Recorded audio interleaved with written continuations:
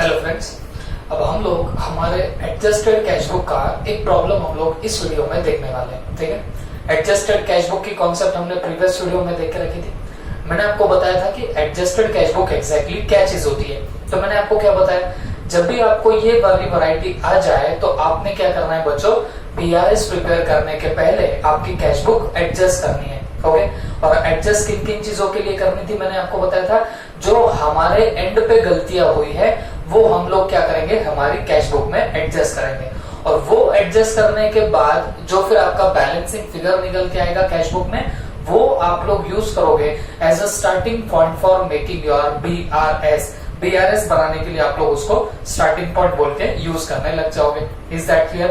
तो ये हमने अब तक देखा था। अब हम लोग एक क्वेश्चन जब सॉल्व कर लेंगे तो जाके आपके सारे डाउट्स वगैरह क्लैरिफाई होंगे। तो एक क्वेश्चन है, हमारे नोट्स में आपको क्वेश्चन नंबर 2 मिल जाएगा। वो पहले हुआ करता था मॉड्यूल में, लेकिन अब इस बार के मॉड्यूल में वो प्रिंट नहीं हुआ है। ओके, तो हम लोग उस क्वेश्चन से आगे बढ़ते हैं। है सबका ध्यान? तो चलो चेक करो। From the following information, as on 31st March 2017, prepare BRS after making necessary amendments in cash book. देखो, प्रीवियस वीडियो में भी मैं आपको बताया कि ये कैसे समझना कि एडजस्टेड कैश बुक का प्रॉब्लम है। तो मैंने आपको बताया था कि वो आपके क्वेश्चन में ही लिख के दे देगा कि make necessary amendments in cash book, make adjustment in cash book. तो वहां से समझ में आएगा कि given question is of what, adjusted cash book. तो यहाँ पे लिखा हुआ है, from the following information prepare BRS after making necessary amendments in cash book. तो इसका मतलब साफ हो गया, हमको बीआरएस बनाने से पहले क्या करना पड़ेगा बताना, हमारी कैश बुक को एडजस्ट करना पड़ेगा। मैंने प्रीवियस वीडियो में एक बेसिक सा प्रॉब्लम भी आपको सॉल्व करके बताया था। तो उससे आपको एक चीज तो पल्ले पड़ी होंगी, एक चीज तो आपके दिमाग में गई होंगी कि जब भी हमको एडजस्टेड कैश बुक के प्रॉब्लम सॉल्व करने हो तो सबसे पहले आपको क्या करना पड़ेगा बच्चों, सबसे पहले आपको ये चेकआउट करना पड़ेगा कि कौन सी एडजस्टमेंट बीआरएस में जाएगी और कौन सी एडजस्टमेंट को आपको रेक्टिफाई करना पड़ेगा हमारी कैश बुक में। तो मैंने आपको क्या बोला था, आप हमेशा उन एडजस्टमेंट में ऐसी एडजस्टमेंट साइड में निकालो जिसको हमको रेक्टिफाई करना है कहाँ पे, कैश बुक में। तो मुझे एक बात बताना, कैश बुक में हमारी कौन सी चीजें जाती है। तो मैंने आपको क्या बताया था सिंप्लिसिटी के साथ में, मैंने आपको बोला था कि अगर आपके एंड पे मतलब कैश बुक में कोई मिस्टेक हुई हो तो आपने कैश बुक में एडजस्ट करना, या फिर ऐसी कोई चीज जो पासबुक में रिकॉर्ड हो गई बट हमारे कैश बुक में रिकॉर्ड नहीं हुई, वो चीजों को आप लोग क्या करेंगे, हमेशा कैश बुक में रिकॉर्ड करेंगे। और फिर जो उसके अलावा जो भी चीजें निकल के आ रही है वो सब आप लोग क्या करने वाले हो बताना, बीआरएस में डालने वाले हो। तो अब हम लोग क्या करते हैं बच्चों, एक एक करके पहले एडजस्टमेंट पढ़ लेते हैं और फिर डिसाइड करते हैं कि कौन सी चीज एडजस्टेड कैश बुक में जाएगी और कौन सी चीज हमारे बैंक रिकंसिलिएशन स्टेटमेंट में जाएगी। क्लियर है सबका? चलो ध्यान देना। Bank balance as per cash book, debit balance पता है कितना, 32,50,000। क्या बोल रहा, bank balance as per cash book. तो इसका मतलब ये कोई पासबुक का बैलेंस नहीं है, स्टार्टिंग पॉइंट पासबुक नहीं है, ये आपके कैश बुक का ही बैलेंस है, लेकिन कैश बुक में बैंक का बैलेंस बता रहा है। और मैंने इसके पहले भी आपको बता दिया था, जब भी बीआरएस में कैश बुक की बात हो जाए तो हम बीआरएस में कैश बुक के बैंक कॉलम की बात करते हैं। ओके, तो यहाँ bank balance as per cash book और कौन सा बैलेंस देके रखा हुआ है, डेबिट बैलेंस, और कितना दिया है, 32,50,000। ये आपको यहाँ पे क्या देके रखा हुआ है बताना, बैलेंस देके रखा हुआ है। क्लियर हो गया सबको? ओके, तो ये तो कहीं ना कहीं जब आप एडजस्टेड कैश बुक बनाओगे तो उसमें आपको ये डेबिट बैलेंस बोल के वहां पे बताना पड़ेगा। क्लियर हो गया सबको? नीचे check deposited but not yet credited 44,75,000। मुझे एक बात बताओ, ये तो वो टाइमिंग का डिफरेंस है, हमने चेक डिपॉजिट कर दिया बट बैंक में अभी तक वो क्रेडिट नहीं हुआ है। मतलब क्या हुआ, मतलब हमारे कैश बुक में उसकी एंट्री मारी हुई है बट पासबुक में अभी तक उसकी एंट्री नहीं है। तो आपको नहीं लगता ये टाइमिंग डिफरेंस है? तो बताओ, इसको आप लोग कैश बुक में एडजस्ट करने वाले हो या बीआरएस में डालने वाले हो? तो मैंने प्रीवियस वीडियो में ही आपको बताया था बच्चों कि जो टाइमिंग डिफरेंस होते हैं, टाइमिंग डिफरेंस में दो चीजें मैंने आपको बोला था, check deposited but not cleared, check issued but not presented for payment. ये चीजें आपकी कौन सी बताना, ये हमारी चीजें है टाइमिंग डिफरेंस की। तो जब भी टाइमिंग डिफरेंस हो वो आप लोग हमेशा कहां पे डाल दोगे बताना, हमारे बैंक रिकंसिलिएशन स्टेटमेंट में। तो ये जो एडजस्टमेंट है, check deposited but not credited, ये हमको कैश बुक में एडजस्ट नहीं करना है। हमने ऑलरेडी कैश बुक में इसकी एंट्री मार दी होगी, ये पासबुक में अभी तक रिकॉर्ड नहीं हुआ। तो पासबुक वाले की गलती है, वो भी गलती भी नहीं बोल सकते, ये टाइमिंग की डिफरेंस की वजह से अभी तक पासबुक में रिकॉर्ड नहीं हुआ है। तो इसको हमको क्या करना पड़ेगा, बैंक रिकंसिलिएशन स्टेटमेंट में डालना पड़ेगा। हम लोग इसको कहां पे नहीं डालने वाले, एडजस्टेड कैश बुक में नहीं डालने वाले। क्लियर हो गया सबको? नीचे के adjustment, check issued but not presented for payment, ये भी वैसा ही हो गया, ये भी टाइमिंग डिफरेंस है। आपने तो चेक इशू कर दिया है बॉस, तो आपने आपके कैश बुक में एंट्री मारी हुई है, बट अभी तक वो एंट्री कहां पे नहीं आई है, पासबुक में नहीं आई है। तो ये check issued but not presented for payment, ये वाली वैरायटी होगी। It is also a timing difference. तो ये टाइमिंग डिफरेंस होगा, तो मुझे एक बात बताओ, इसको बीआरएस में डाल रहे हो या एडजस्टेड कैश बुक में डालेंगे? तो हम इसको बीआरएस में डालने वाले। एडजस्टेड कैश बुक में दो ही चीजें डालनी, कौन सी? एक तो हमारी कैश बुक में कुछ हमारी गलती हुई है वो, या फिर कोई चीज जो पासबुक में आ चुकी है बट कैश बुक में नहीं, वैसी चीजों को आप लोग एडजस्टेड कैश बुक में डालोगे। ये दोनों भी चीजें देखोगे, check deposited but not clear, check issued but not presented for payment, तो इसकी पहली एंट्री हम लोग कैश बुक में मार देते हैं, उसकी लेकिन एंट्री अभी तक पासबुक में नहीं आई है। तो ऐसी चीजों को हम लोग कैश बुक में रिकॉर्ड नहीं करेंगे। कैश बुक में सिर्फ दो ही चीजें, एक तो कैश बुक में गलती हुई है, या फिर ऐसी कोई चीज जो पासबुक में रिकॉर्ड है बट हमारे कैश बुक में रिकॉर्डेड नहीं है, बस उसी को हम लोग एडजस्टेड कैश बुक में डालेंगे। और बाकी जो भी आइटम रहेंगे वो सीधे कहां पर डालने वाले, बीआरएस में डालेंगे। बात समझ में आ गई आपको? ओके, तो ये दोनों भी एडजस्टमेंट हमारी बीआरएस में जाएंगी। तीसरी एडजस्टमेंट क्या लिखा है, bank charges debited by bank but not recorded in cash book. तो मुझे एक बात बताओ, अगर मैं आपको सवाल पूछूं कि क्या ये एडजस्टेड कैश बुक में जाएगा, तो आपके दिमाग में दो बातें चलनी चाहिए। आपने बोलना चाहिए सर 2 मिनट रुको, हम दो बातें सोचते हैं। कौन सी दो बातें? बात नंबर 1, आप ये सोचोगे कि क्या कैश बुक में गलती हुई है, तो जवाब आएगा गलती तो ऐसा सच हुई नहीं है। फिर आप दूसरा सवाल पूछना कि क्या ऐसा कोई आइटम है जो बैंक में रिकॉर्ड हो गया बट हमारे कैश बुक में रिकॉर्ड नहीं हुआ, तो आपका फटाक से आंसर आएगा जी हाँ सर ये बात तो हुई है। कैसे क्या हुई है? Bank charges debited by bank but not recorded in cash book. Bank charges bank ने तो रिकॉर्ड कर दिए, पासबुक में तो रिकॉर्ड कर दिए, बट हमारे कैश बुक में वो नहीं आया। तो मुझे एक बात बताओ, आप येड़े सरीका आपके बीआरएस में इसको डालोगे या चुपचाप आपकी कैश बुक को एडजस्ट करोगे? तो जवाब सिंपल है, हम हमारी क्या करने वाले, कैश बुक एडजस्ट करने वाले। बात समझ में आई आपको? तो जब भी ऐसा कोई आइटम मिल जाए तो आप उसको क्या करने वाले हो, टिक करने वाले हो। जो भी हमारे एडजस्टेड कैश बुक में जाएगा उसको आप लोग क्या करने वाले हो, वहां पे टिक करने वाले हो। बात समझ में आ गई आपको? क्यों? जो आइटम हमने टिक किए उसको एडजस्टेड कैश बुक में डालना, और जो अनटिक्ड आइटम्स है वो हम लोग कहां पे डालने वाले, बीआरएस में डालने वाले। समझ में आ रही है आपको बात? तो ये ऐसी ट्रिक से हमको क्या करना है, ये सारी चीजें सॉल्व करनी है। क्लियर हो गया आपको? ओके, नीचे के एडजस्टमेंट देखते हैं।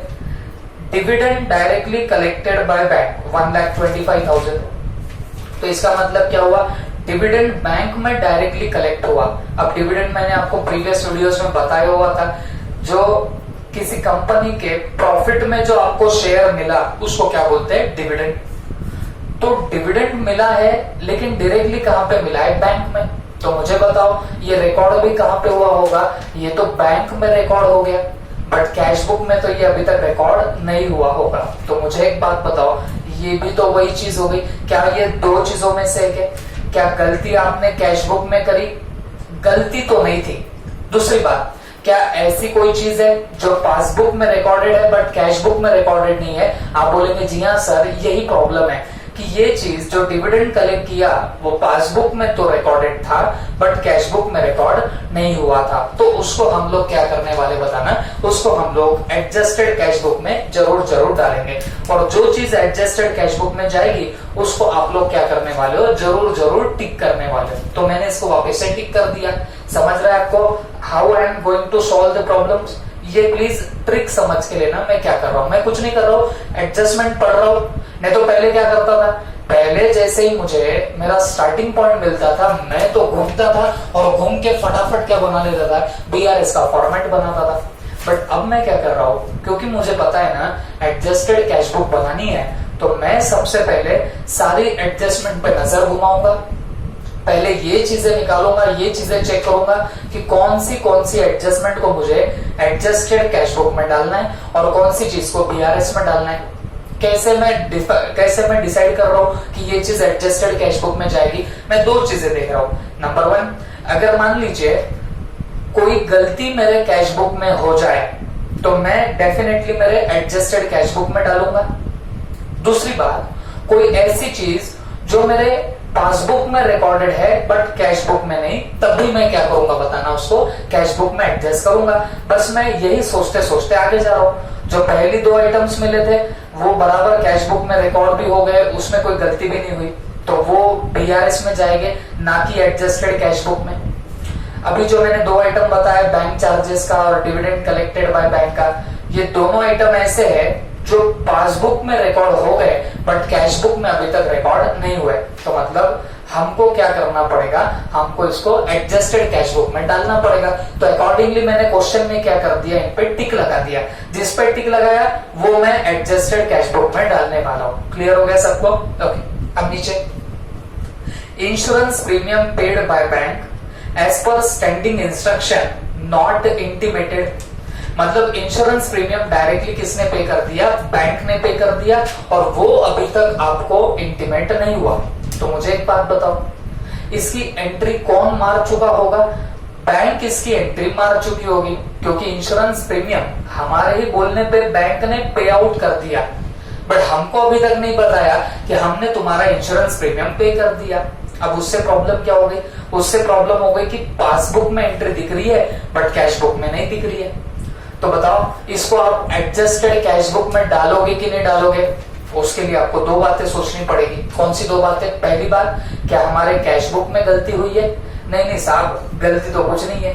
दूसरी बात क्या सोचोगे, क्या कोई ऐसी चीज है जो पासबुक में रिकॉर्डेड है बट हमारे कैश बुक में नहीं? तो आप बोलेंगे जी हाँ सर, लॉक कर दो, ये दूसरा रीजन यहाँ पे प्रेजेंट है, मौजूद है।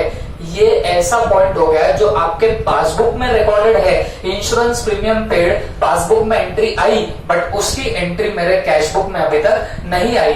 तो डेफिनेटली मुझे यहाँ पे क्या करना पड़ेगा, मेरी कैश बुक को एडजस्ट करना पड़ेगा। बात समझ में आ रही है आपको? तो मैं इसको भी वापस से क्या कर रहा हूँ बताना, एक टिक लगा दिया।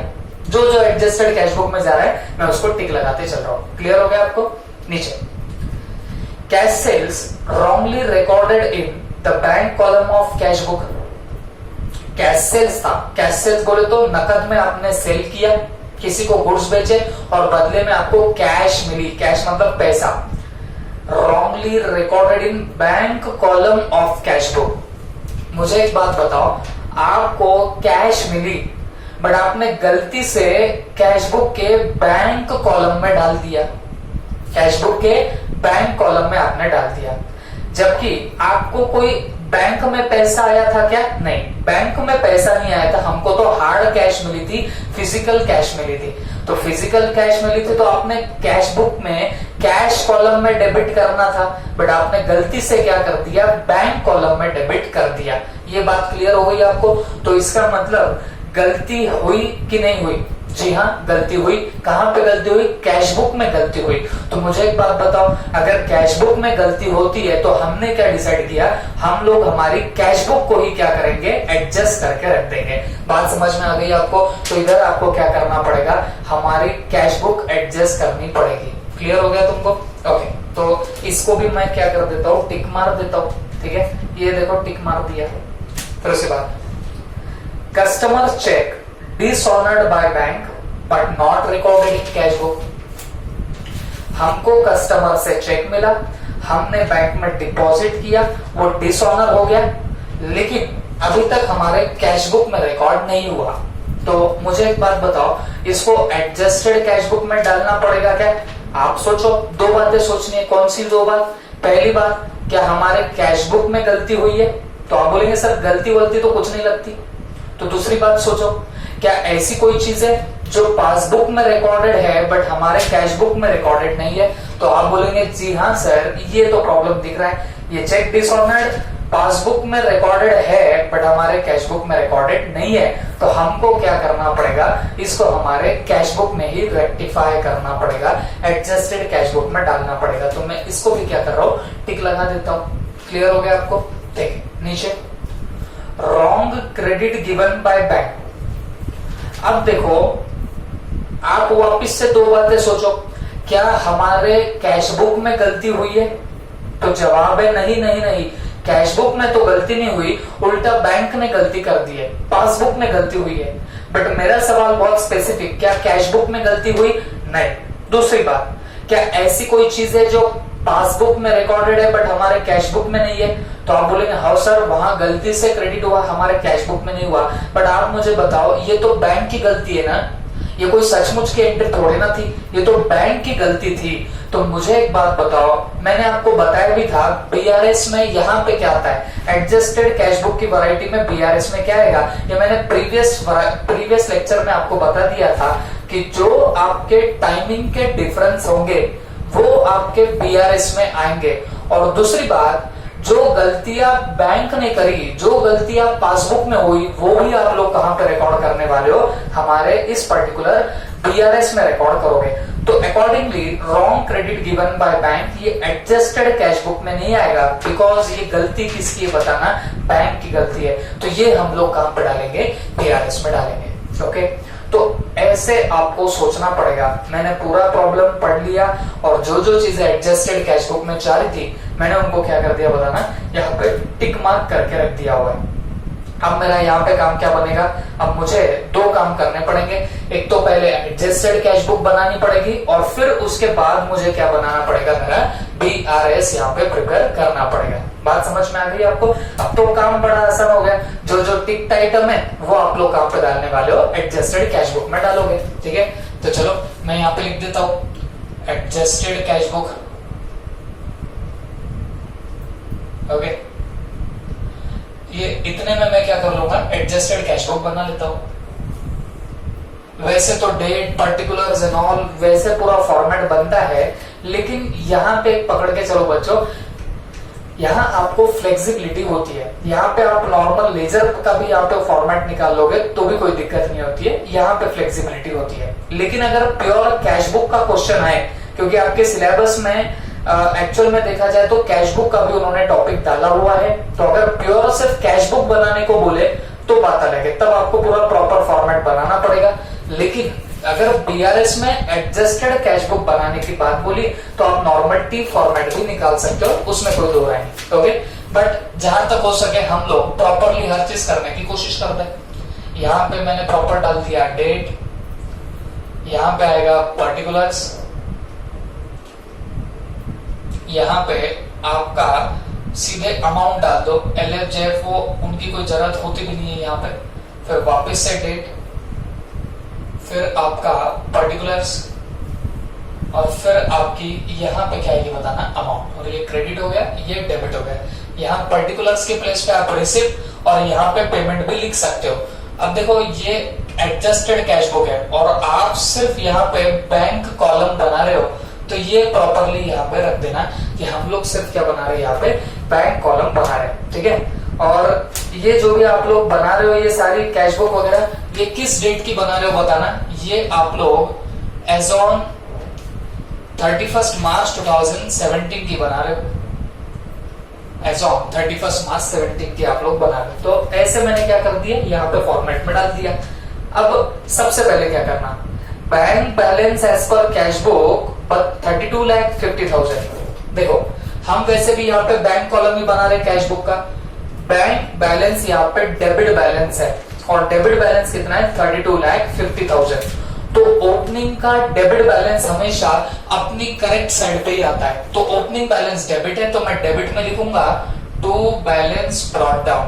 ओके, और कितना बैलेंस लिखेंगे, डेट ना ही डालो तो भी बेटर रहेगा। कितना है बताना, 32,50,000। 32,50,000 ये मैंने क्या कर दिया यहाँ पे, ये सब डाल दिया। ओके, 32,50,000। ये आ गया मेरा ओपनिंग बैलेंस यहाँ पे। अब जो जो चीजों को आपने टिक करके रखा था बच्चों, उन चीजों पे ही आपको ध्यान रखना है, क्योंकि आपने पहली मगजमारी करी है कि कौन सी चीज बीआरएस में जाएगी, कौन सी एडजस्टेड कैश बुक में जाएगी। तो मुझे एक बात बताओ, हम सिर्फ कौन सी चीजें देखेंगे जो मैंने यहाँ पे टिक कर दिया था, और टिक तो हमने क्वेश्चन रीड करते टाइम ही कर दिया था। अब मैंने पहला टिक कहाँ पे किया था, bank charges debited by bank but not recorded in cash book. इसका मतलब क्या होता है, कुछ बैंक चार्जेस थे जो बैंक ने डेबिट किए बट वो हमारे कैश बुक में रिकॉर्ड अभी तक नहीं हुए थे। तो मुझे एक बात बताना है, बैंक चार्जेस आपको क्या लगता है, रिसिप्ट है या पेमेंट है? आपका दिल क्या बोलता है? तो जवाब आएगा सर बैंक चार्जेस तो पेमेंट होता है, और वैसे भी बैंक चार्जेस डेबिट किए ना बैंक ने। बैंक डेबिट करती है मतलब पैसा निकालती है, विड्रॉ करती है, पेमेंट करती है। तो बैंक ने डेबिट किया, इसका मतलब पेमेंट हो गया। तो bank charges debited by bank, it is nothing but the payment, ये पेमेंट हुई। तो मुझे एक बात बताओ, कैश बुक की डेबिट साइड होती है रिसिप्ट, क्रेडिट होती है पेमेंट। तो ये बैंक चार्जेस डेबिट में डालोगे कि क्रेडिट में डालोगे? जवाब आएगा सर उठाओ और डालो वहां पे क्रेडिट में। क्लियर हो गया सबको? तो कितने के बैंक चार्जेस है, 12,500। तो मैं यहाँ पे लिख दूंगा by bank charges 12,500। Okay, next जहां जहां पे टिक है मैं बस वहीं पे ध्यान दे रहा हूं। Dividend directly collected by bank. Dividend मैंने आपको बोला किसी कंपनी के शेयर्स में हमने पैसे डाले होंगे और उस कंपनी के प्रॉफिट का शेयर हमको मिलता है in the form of dividend. तो डिविडेंड हमेशा आपको मिलता है। तो डिविडेंड का पैसा आपको मिला जो डायरेक्टली कलेक्ट किसने किया, बैंक ने। किसके बिहाफ पे, मेरे बिहाफ पे कलेक्ट किया। तो आपको नहीं लगता कि ये तो ऐसी इनकम हो गई जो बैंक में रिकॉर्डेड है बट मेरे कैश बुक में रिकॉर्डेड नहीं है? तो डिविडेंड आपको क्या लगता, रिसिप्ट है या पेमेंट है? तो आपका जवाब आएगा सर ये तो रिसिप्ट है। तो रिसिप्ट है तो आप लोग कहां पे डालने वाले हो, डेबिट में डाल दोगे। बात समझ में आ गई? तो मैं यहां पे लिखूंगा to dividend income, to dividend income. और ये कितने का डिविडेंड है, 1,25,000। 1,25,000 का हमने क्या कर दिया, डिविडेंड डेबिट में डाला। जो आपको पैसा मिला, जो आपकी रिसिप्ट हुई, वो उठा के डालना डेबिट में, और जहां जहां आपका पेमेंट हुआ उठा के डालना कहां पे, क्रेडिट में। That's it. समझ में आई बात आपको? ठीक। नीचे insurance premium paid by bank as per standing instruction. तो सीधी सी बात, बैंक ने इंश्योरेंस प्रीमियम पेड किया। पेड किया का मतलब क्या हुआ, खर्चा किया, पेमेंट किया। किसने किया, बैंक ने किया। अभी तक आपके कैश बुक में क्या वो रिकॉर्डेड है या नहीं है? तो जवाब आएगा अभी तक हमारे कैश बुक में रिकॉर्डेड। तो एडजस्ट करना पड़ेगा कैश बुक में। तो आप बताओ इंश्योरेंस प्रीमियम पेड रिसिप्ट है या पेमेंट है? तो जवाब आएगा सर ये तो पेमेंट है। तो पेमेंट रही तो मैं किस साइड में डालूंगा, क्रेडिट साइड में यहाँ पे डाल दूंगा। बात समझ में आ गई? तो सीधे सीधे भाई जो पैसा आया वो उठा के डालो रिसिप्ट में, जो पैसा गया उठा के डालो पेमेंट में, माने क्रेडिट में। तो मैं यहाँ पे लिखूंगा बाय इंश्योरेंस प्रीमियम। ओके, और ये इंश्योरेंस प्रीमियम है भी कितने का, 15,900। 15,900। क्लियर हो गया सबको? चलो आगे। Cash sales wrongly recorded in the bank column of cash book. तो मैंने आपको तभी बताया ये कैश सेल्स था। कैश सेल मतलब क्या, हमने गुड्स बेचे, हमको पैसा मिला, बट याद रखो फिजिकल पैसा मिला, हार्ड कैश मिली, ना कि हमको चेक मिला, ना कि हमारे बैंक में पैसा आया। बात समझ में आ गई तुमको? तो लेकिन गलती से हमने क्या कर दिया, जो फिजिकल कैश मिली उसको हमने बैंक कॉलम में रिकॉर्ड कर दिया। अब जब सेल हुआ तो मतलब रिसिप्ट हुई, ये तो पक्का है। तो रिसिप्ट हुई तो रिसिप्ट कहां पे आनी चाहिए, डेबिट में आनी चाहिए। क्लियर हो गया आपको? रिसिप्ट है तो कहां पे आना चाहिए, डेबिट में आना चाहिए। बट मुझे एक बात बताओ, वो डेबिट में किस कॉलम के आना चाहिए था? वो कैश कॉलम के डेबिट में आना चाहिए था, बट गलती से वो कौन से कॉलम में आ गया, ये बैंक कॉलम के डेबिट में वो गलती से आ चुका है। बात समझो, आई तो हमारे पास में फिजिकल कैश थी, बट वो गलती से हमने क्या कर दिया, बैंक कॉलम में डेबिट कर दिया। आप बोलेंगे सर डेबिट कर दिया, ये तो कहीं लिखा नहीं है, बट बच्चों ये तो मेरा कॉमन सेंस बोल रहा है, ये तुमको भी समझता है।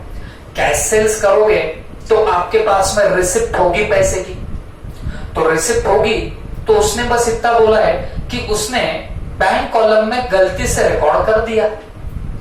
तो इससे हम क्या अंदाजा लगाएंगे कि भाई बैंक कॉलम में तो रिकॉर्ड किया होगा, बट उसने राइट साइड पे किया होगा, मतलब बराबर डेबिट साइड में ही उसने क्या कर दिया बताना, अमाउंट डाल दिए। बट मुझे एक बात बताओ, बट किस कॉलम में डाली है, गलती से उसने बैंक कॉलम में डाल दिया। ओके, तो गलती है, अब आपको रेक्टिफाई करनी पड़ेगी। गलती से डेबिट किया ना, तो ये गलती को मैं रेक्टिफाई कैसे करूंगा। मान लीजिए यहाँ पे कोई अमाउंट लिखी हुई है, ये अमाउंट है, अब इसको ये गलती से यहाँ पे डेबिट में आई है, तो मुझे इसको उड़ाना है, तो क्या मैं यहाँ पे व्हाइटनर लगा दूं क्या? ऐसे नहीं चलता। अकाउंट में आपको कोई भी मिस्टेक को रेक्टिफाई करना है तो आप काटा छाटी नहीं कर सकते हो, उसकी रिवर्स एंट्री मार सकते हो।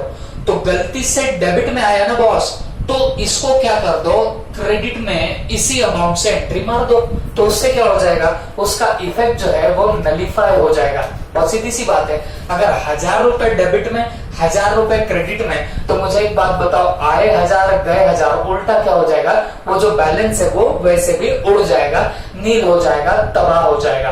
बात समझ में आ रही है आपको? I am repeating once again, ये थोड़ी सी टेढ़ी एडजस्टमेंट हो सकती है, तो प्लीज ध्यान से सुनना। देखो बच्चों, हुआ ऐसे था कि आपको पैसा मिला था कैश सेल्स का, तो कैश सेल्स हुआ, तो गलती से आपने बैंक कॉलम में रिकॉर्ड कर दिया, ऐसे क्वेश्चन में दिया है, तो बैंक कॉलम में ही रिकॉर्ड किया, इतनी गलती बोली, तो गलती इतनी है कि आपने कैश के जगह बैंक में डाल दिया। तो फिर ये तो पक्का हम लोग खुद से बोल सकते हैं, कॉमन सेंस से बोल सकते हैं कि गलती सिर्फ कैश के जगह उसने बैंक कॉलम में डाल दिया, बस इतनी हुई है। लेकिन डेबिट में आया, ये फॉर श्योर शॉर्ट रहेगा, ये हम हमारे दिल से बोल रहे हैं। क्यों दिल से बोल रहे हैं? क्योंकि उसने गलती सिर्फ एक ही जगह पे बताई है। गलती कहां हुई है? आपने बैंक कॉलम में गलती से डाला।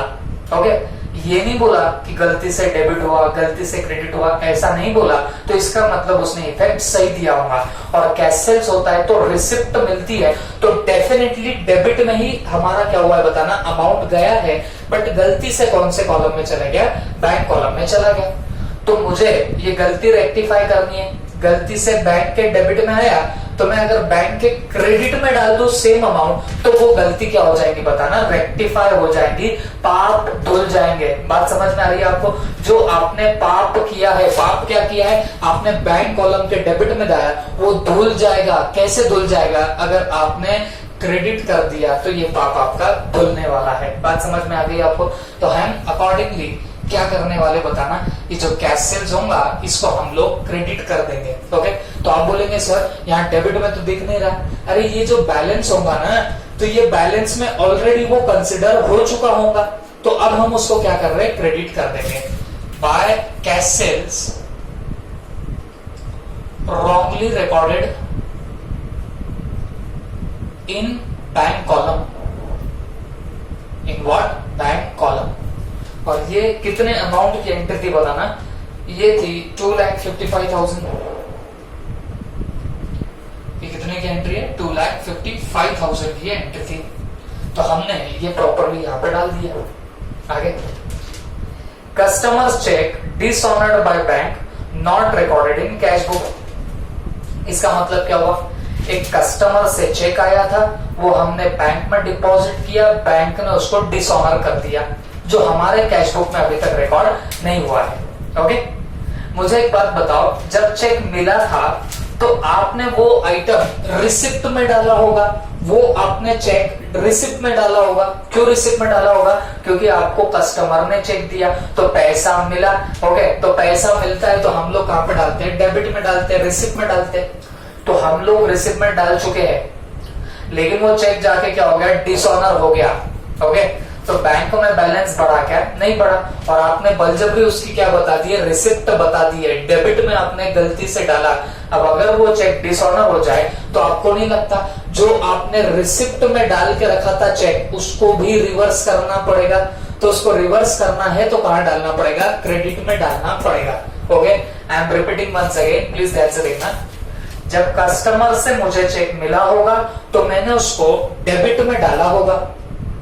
तो ये जो 32,50,000 का बैलेंस है तो ये कंसीडर करते वक्त मैंने उसको डेबिट में डाला होगा, लेकिन वो चेक तो डिसऑनर हो गया, उसके कोई पैसे आए ही नहीं, तो मैंने तो गलती से उसको फिर डेबिट में बता दिया।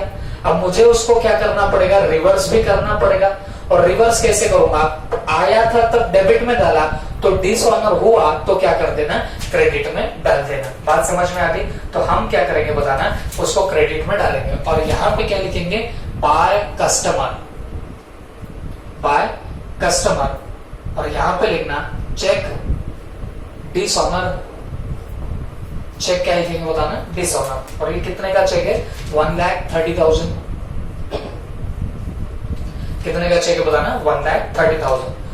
तो जितने आइटम्स टिक थे, जहां जहां मैंने टिक किया था एडजस्टेड कैश बुक में डालने के लिए, अब मैंने क्या कर दिया? ये सारे आइटम्स बराबर यहाँ पे पेश कर दिए एडजस्टेड कैश बुक में। अब मेरा काम क्या होता है बच्चों? मेरा काम अब रहेगा कि ये एडजस्टेड कैश बुक की टोटल करना, लास्ट में बैलेंस निकालना कि कितना बैलेंस आता है, और वो जो बैलेंस आएगा फिर मैं उसको यूज करके क्या बनाने वाला हूं? मेरा बीआरएस बनाने वाला हूं। क्लियर हो गया सबको?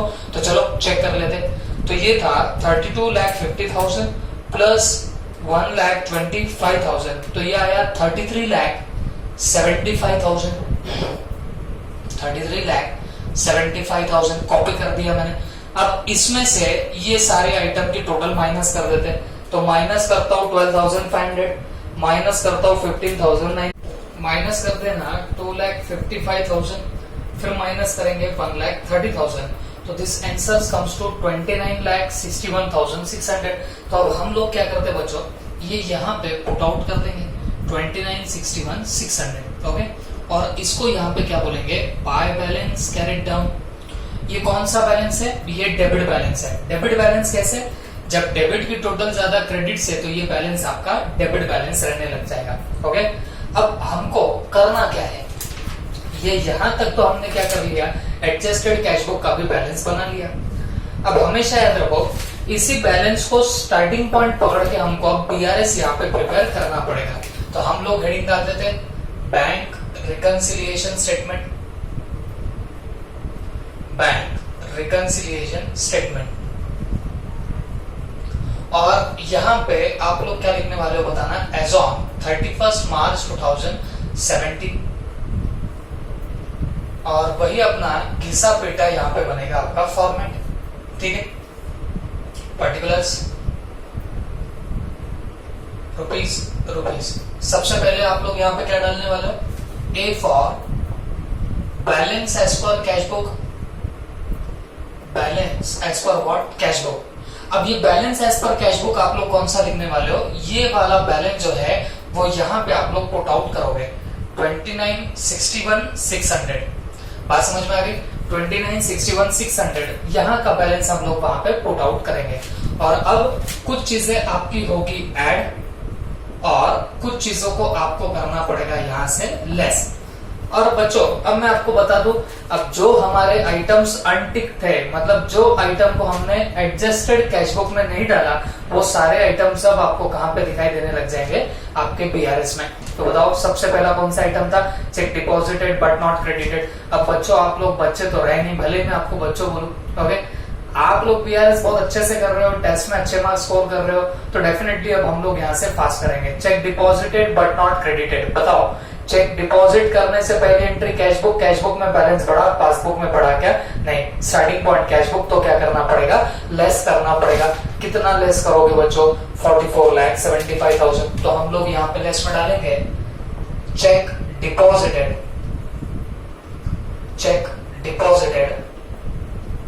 But not credited,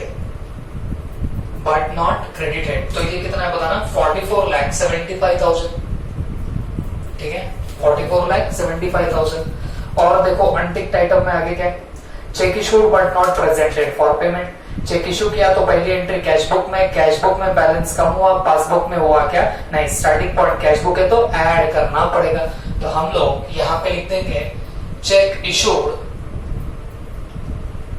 but not presented for payment, but not presented forward for your payment. Okay, तो मुझे एक बात बताओ, ये कितने के चेक थे? 35,62,000, 35,62,000 के यहाँ पे ये चेक थे। क्लियर? ओके, और अनटिक्ड आइटम में अब लास्ट आइटम कौन सा है? Wrong credit given by bank. अब मुझे एक बात बताओ, बैंक में क्रेडिट होना मतलब बैंक में बैलेंस बढ़ना, तो बैंक में बैलेंस बढ़ा बट कैश बुक में बढ़ा क्या? नहीं।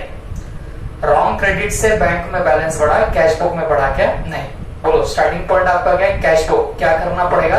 एड बैक करना पड़ेगा। ओके, वापस से मैं आपको बताता हूँ बच्चों, रॉन्ग क्रेडिट, बैंक में क्रेडिट होने का मतलब है डिपॉजिट होना, और डिपॉजिट से बैलेंस बढ़ता है ना, और ये नॉर्मल बैलेंस है, ये कोई ओवरड्राफ्ट की सिचुएशन नहीं है। तो बैलेंस बढ़ा कहाँ पे? पासबुक में, कैश बुक में बढ़ा क्या? नहीं। स्टार्टिंग पॉइंट कैश बुक है तो ऐड करना पड़ेगा।